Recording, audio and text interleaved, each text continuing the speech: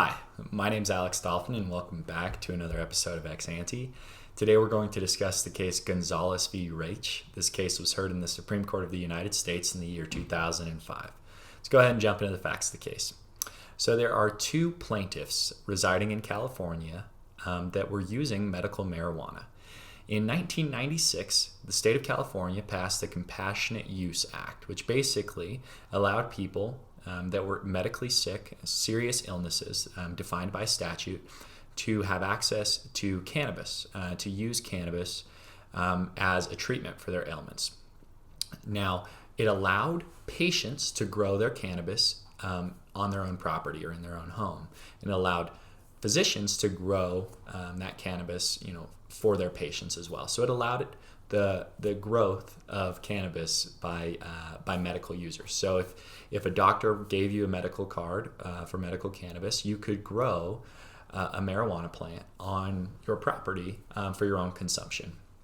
Now, these two plaintiffs sue the head of the DEA, and they sue the United States seeking injunctive relief and a declaratory judgment. So what they're seeking is assurance that they won't be prosecuted for breaking the federal law, which is the Controlled Substance Act.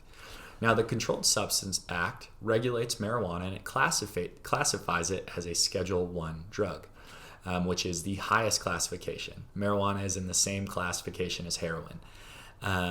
Now, the Congress says they got the power to enact this Controlled Substance Act from the Commerce Clause. Now, they say that drugs in the interstate commerce and drugs in individual states substantially impact interstate commerce. And for that reason, we as a Congress have the ability to regulate these drugs across the country. So they are challenging this act, and they're saying that it is not constitutional because it is an overreach of Congress and an overreach with the Commerce Clause power. Now, the case is interesting because these people were growing cannabis on their own property for their own consumption. So there's not a direct impact on interstate commerce. This is purely intrastate, and it's maybe not even commerce because these people are not selling. They're not spreading this to anyone else. They are growing their own cannabis and using it themselves. Analogous would be baking your own bread and eating it yourself. Is that commerce? Now, the court ultimately says that, in the majority opinion written by Justice Stevens, is that this is intrastate commerce, but because it could have a substantial impact on interstate commerce, Congress has the power to regulate cannabis. He basically goes along with Paul Clement argued the case for the United States government, and he basically follows the string of argument that Mr. Clement gave and says that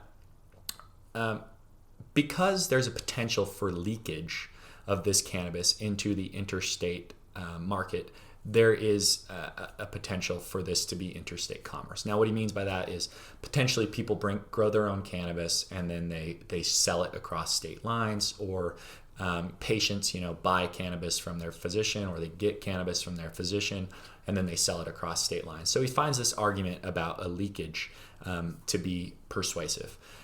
Ultimately, he bases his decision on the case Wickard v. Filburn, where the court ruled that if you grow wheat on your own farm for your own consumption, that is commerce because it could substantially affect interstate commerce. Just by you consuming your own wheat on your own farm, it could have a substantial effect on interstate commerce. So the Controlled Substance Act is affirmed. Declaratory judgment, no way. Injunctive relief, no way. Justice Scalia writes a brief concurrence just saying that, this is commerce. This is commerce. It's economic activity.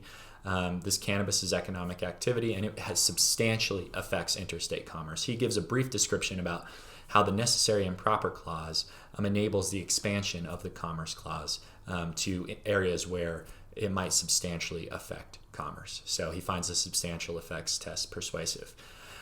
There's a three-person dissent written by Justice O'Connor and joined by Justice Rehnquist and Justice Thomas.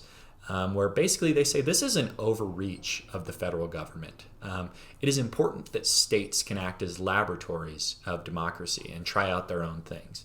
And the people of California clearly want to have medical cannabis. And so we as a federal government should not take that away from them. This isn't commerce because these people are just growing cannabis for their own consumption. And they reject the argument that that is commerce, and they reject the argument that it will substantially affect commerce. They find the argument that federalism needs to be sustained and affirmed by the court to allow states to act as laboratories of democracy very persuasive, and they base their decision upon that. Now, Justice Thomas has a decision, and he's followed this line of reasoning in a lot of Commerce Clause cases, where he just says the framers did not anticipate the Commerce Clause to look like this. They would have never anticipated the substantial effects test. They really thought commerce was direct trade across the states. And he says that's really all Congress has to regulate. And this is not trade across the states. And this, even if it does substantially affect interstate commerce, which he rejects, but even if it does substantially affect interstate commerce, he thinks that doesn't matter because substantial effects test as it relates to interstate commerce is garbage, he says. The framers never anticipated that. So Justice Thomas, Justice Rehnquist, Justice O'Connor would all allow these patients to grow cannabis on their own property. So that's the case. It's interesting to think about. More and more states have legalized cannabis. More and more states are allowing recreational use. And we haven't seen much of a crackdown from the federal government. So it's interesting to think maybe this case will be revisited soon, or maybe this case needs to be revisited soon. There was a Cole memo issued by the Obama administration that basically said, we as the executive, we as the federal executive aren't really going to enforce the Controlled Substance Act. Just be careful. Don't let kids get this cannabis. Don't let it be sold across interstate lines if you're going to allow it to happen. Basically just a stern warning to be careful, but he says we're not going to enforce this. We're not going to shut these shops down. And finally, what I want to think about is I wonder if this case would have turned out differently if the two patients had been subjected to a DEA raid in California and had taken, all their cannabis had been taken away from them by the government, and they were suffering because of the enforcement of the Controlled Substance Act. Then might the court be a little bit more persuaded by their arguments? Then might the court be a little bit more sympathetic to them, rather than these two people that were going on the offense and suing for declaratory judgment and injunctive relief, trying to use the courts as essentially a legislative body to strike down the Controlled Substance Act. If there actually was an enforcement of the Controlled Substance Act by the federal government, by the DEA, maybe the court might have been more persuasive to the arguments of the plaintiffs here. So thanks so much for watching. I hope you enjoyed this video. If you'd like to see more, go ahead and hit that subscribe button. And I hope you have a nice rest of your day. Bye-bye.